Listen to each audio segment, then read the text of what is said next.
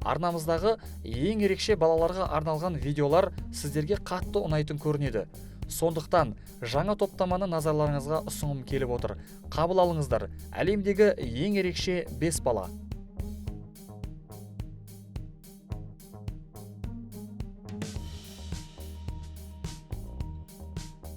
Чарли Паркер.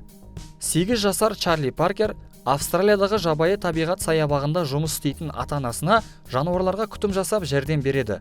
Ол небәрі 1 жасында алғаш рет қолына жылан алған. Ал 3 жасқа толған шағында қолтырауынға қорықпастан жақындай алатын. Қазір ол бос уақытын жыландар мен қолтырауындарға күтім жасаумен өткізеді. Саябақта бауырмен жорғалаушылардың 50-ге жуық, ал сүтқоректілердің 20-ға жуық түрі мекен етеді. Чарлидің саябақтағы ең сүйікті жануары Кранчи есімді 700 кг салмақты алып қолтырауын. Бала өскенде кәсіпқой зообақ қараушысы болуды армандайды.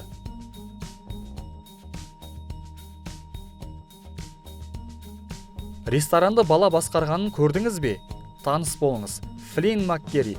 Ол 10 жасынан айналасындағы үлкендердің тамақ дайындап жатқанын тамашалағанды қатты жақсы көрген.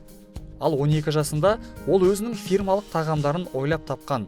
Флинн көптеген тәжірибелер жасап, ерекше азық-түліктерді үйлестіре білді. Нәтижесінде оны Америка, Норвегия сынды елдердің ресторандары бас аспазшы ретінде қонаққа шақыратын болған. Флиннді көпшілік адамдар әлемдегі ең жас бас аспазшы деп мойындайды.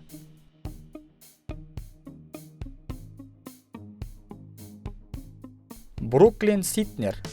Монтанада тұратын Бруклин Ситнер 6 жасынан жаттыға бастаған.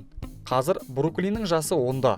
Ол пауэрлифтинг спортынан 3 дүркін чемпион атағын алған.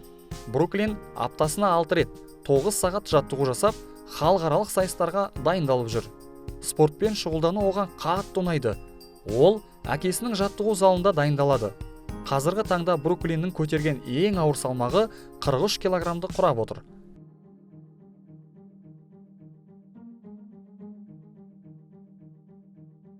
Марко Антонио. Кішкентай Антонио әлі мектепке бармайды, бірақ оның футбол добымен жасайтын әдістерін тіпті үлкендерде қайталай алмайды.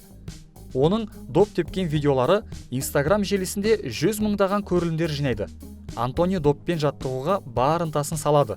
Ол өте қиын техникалық элементтерді орындап, өзінен бірнеше жас үлкен қарсылас балалармен алаңға жүрексінбестен шығады. Тіпті оларға шаң жуытпайды. Антонионың футбол қақпасының жоғарғы оң немесе сол жақ бұрышын дәлдеп соққан добы адамды таң қалдырады.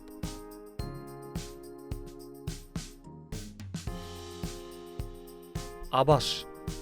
Абаш есімді бала Эфиопияның оңтүстік аймағында тұрады. Ол бір қарағанда қарапайым бала.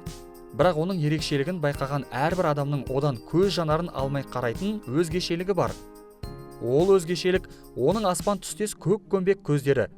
Абаштың көзінің айрықша түске бояуының себебі синдром Варденбурга деп аталатын аурудан екен. Бұл ауру адамға кейбір қиындықтар туғызумен қатар, осындай айрықша сұлулықты да беретін көрінеді. Ал біз Абашқа тек дені сау болсын деп тілейміз.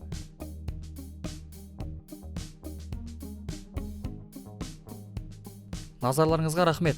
Бұл видео сіздерге ұнады деген ойдамын.